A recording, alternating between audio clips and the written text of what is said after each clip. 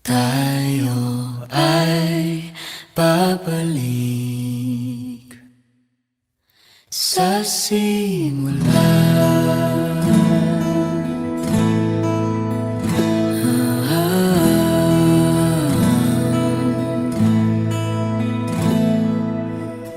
Ito na ating unang pahina, ang hakbang sa pagiging isa. Ano man ang relationship status ninyo, kayo ay may pag-ibig na taglay. Ano ang ibig sabihin nun? Kapag kayo ay single, mahal ninyo ang inyong mga sarili. Kapag kayo naman ay taken, mahal ninyo ang taong mahal kayo. Kung kayo ay taken for granted, mahal ninyo ang taong hindi naman kayo inahal magmulat sa puso. Sa inyong dalawa, hindi na kayo single. Hindi na rin kayo taken sa loob ng ilang minuto.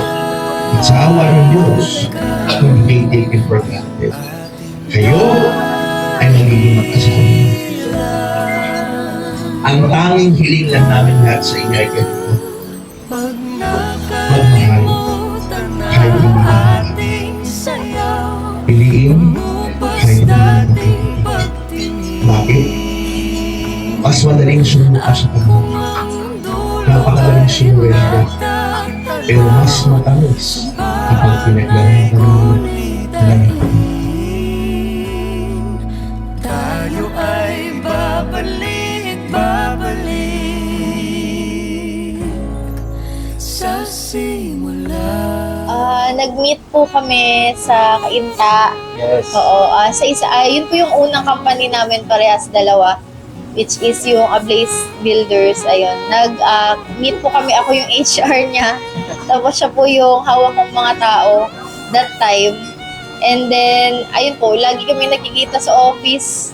Kaya doon napapadalas, siya po kasi hinihingan ko na ng DTR nila. Siya yung pinaka timekeeper.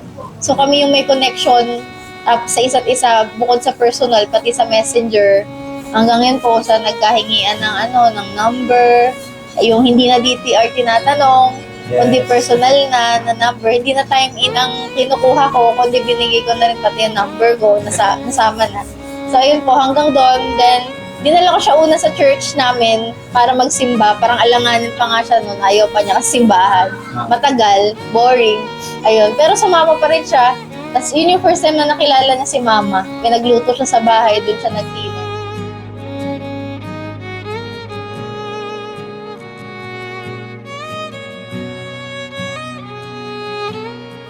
Ayun po, yung yung unang pasok po namin sa work. Unang pasok niya nung sa 2022, no? Doon kami nagkakilala sa isang company lang po. Tapos yun, sabi ko na parang panapasa lang ako ng DTR, pero parang sabi ko, subukan kong ligawan to, no? Tapos ayun, nagkakilala kami hanggang kausap-usap sa Messenger at hanggang hiningi ko na po yung number niya at binigay niya na din po. At yun po, tapos nung niligawan ko siya, ayun, sinagot niya po ako. Sakto. Right? Diba? Sakto. At nagpapasalamat din po ako na nakilala ko po siya at hindi po ako nagpapasalamat talaga. At maraming salamat din po kay God dahil binigay niya din po si Judy sa akin.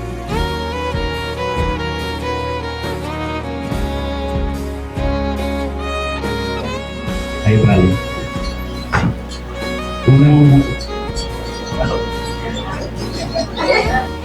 Unang-una, salamat ako sa Panginoon na nandito tayo ngayon.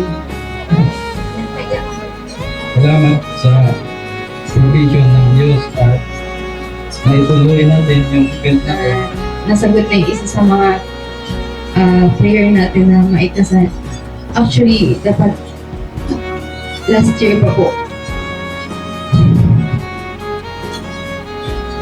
Kaso may mabigat po kami. Pinagdaanan kasi nawala po si Mama last year. And ano po po, isa sa mga nag-expect sa amin na naikasal din si Mama. And I know po na masaya siya ngayon dahil kahit hindi po siya nakawalk sa aisle. And naituloy po naman po ganitong event. College. Tapos nasa construction field ako. Pero alam ko lahat yun may reason ng Panginoon. Pangalawa, dahil doon tayo nagkakilala. So yung makulit na installer ng glass and skilled man ng construction company, DTR lang naman yung hinihingi ko nun sa inyo, pero bakit binigay ko pati number ko?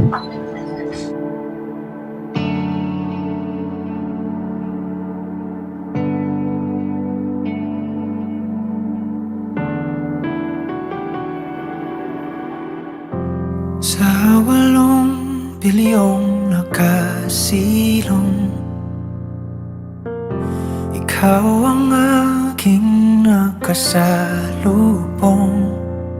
Ating awit ay iginuhit ng langit, at araw-araw napapatanong,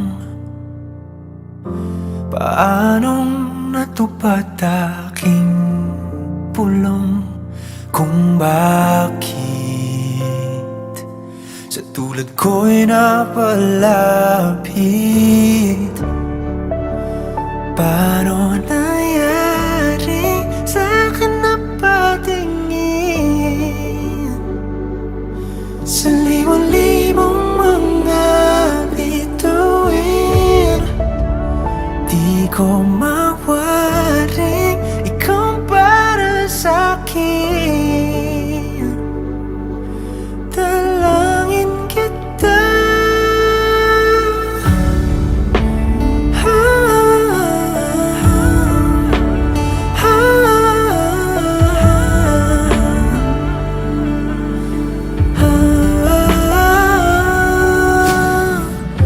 Kung kalawakan man ang pagitan, Ngayong kasal na tayo, ang ipapangako ko sa'yo, katulad ng paano tayo minahal ng magulang natin, magiging ganun din ako alaga at pagmahal sa'yo kung paano minahal ng magulang. Ako ano yung pag-aasikaso ko sa'yo nung hindi pa tayo mag-asawa, mas dudoblehin at biglehin ko pa yun pagka ngayong kasal na tayo. Ayun, masalo kitang aalagaan, mahal mo supportan. Mahal kita. di ko mawaring ikaw para sa'kin. Dalangin kita. Di na ka lang darating.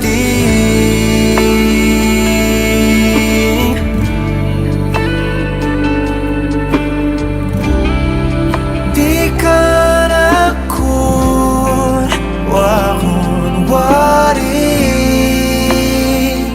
akin.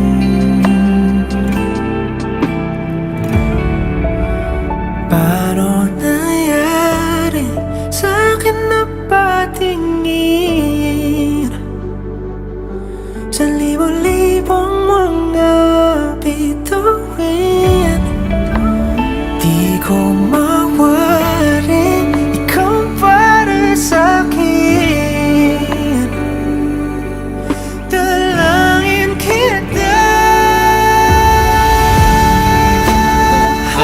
Napapangako ko naman sa'yo. Bibigay ko yung disco, alagaan kita, mahalin, at lahat gagawin ko para sa'yo. Kung ano man yung dadaanin natin na problema at pagsubok, laban lang, kakayanin natin. At walang susuko sa atin. Yun lang, mahal na mahal ko. Sobra.